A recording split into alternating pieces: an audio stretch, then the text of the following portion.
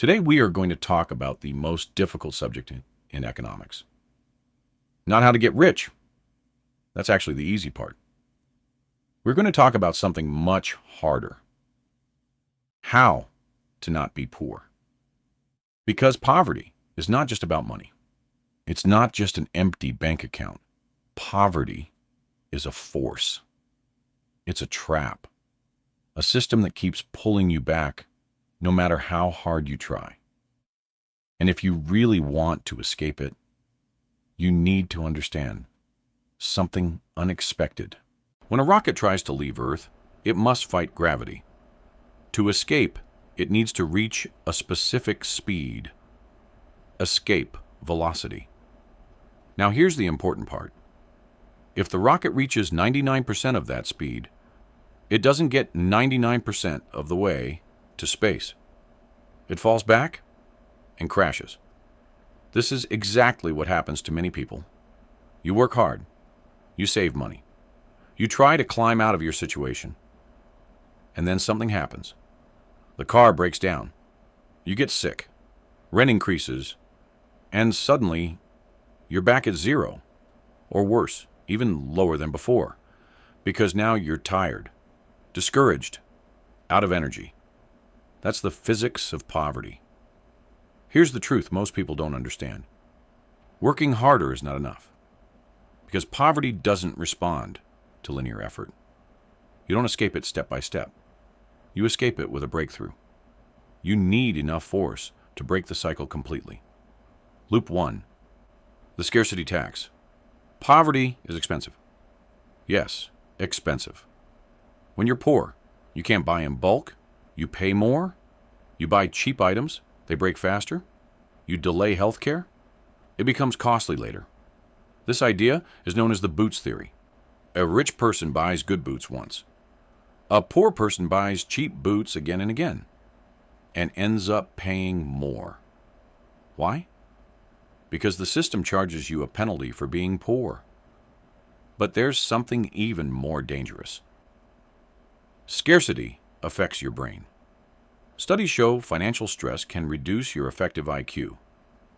That means you're not making bad decisions because you're careless.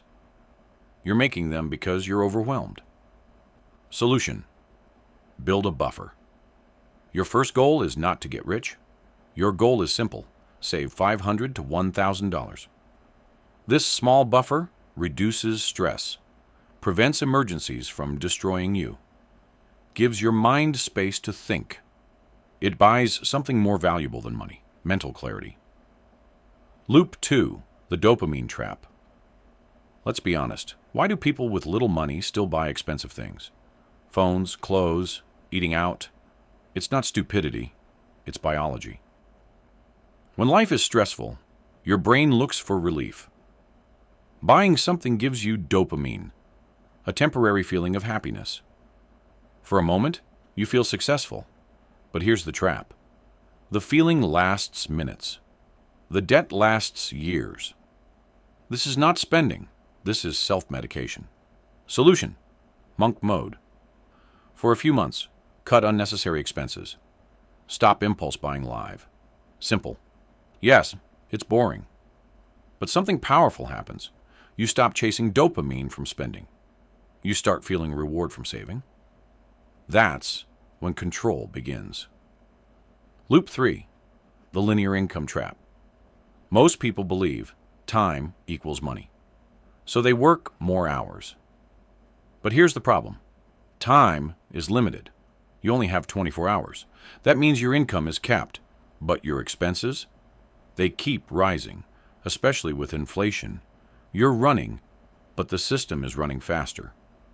Solution: skill stacking. Don't just work harder, work smarter. Combine skills: sales plus construction, writing plus marketing, design plus business.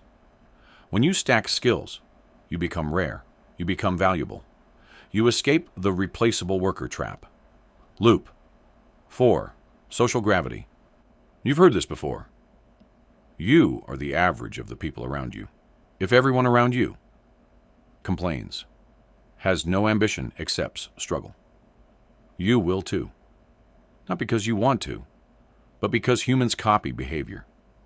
This is called social gravity. Like crabs in a bucket. When one tries to escape, others pull it back. Solution? Change your environment. If you can't change people physically, change them mentally. Read books. Watch successful people. Follow smart mentors online. Build a new circle in your mind. Loop 5. The compound effect. There are two types of people. Those who pay interest. Those who earn interest. Poor people often have debt, pay high interest. Rich people own assets, earn compound growth. The difference?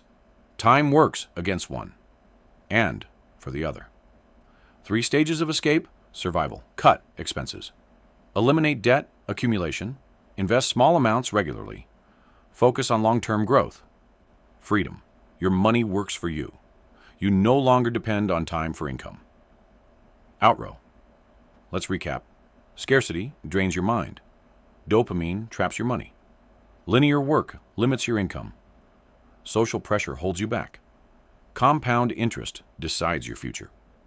These are the chains, but here's the truth. The door is not locked. It never was. The system pulls you back. People pull you back.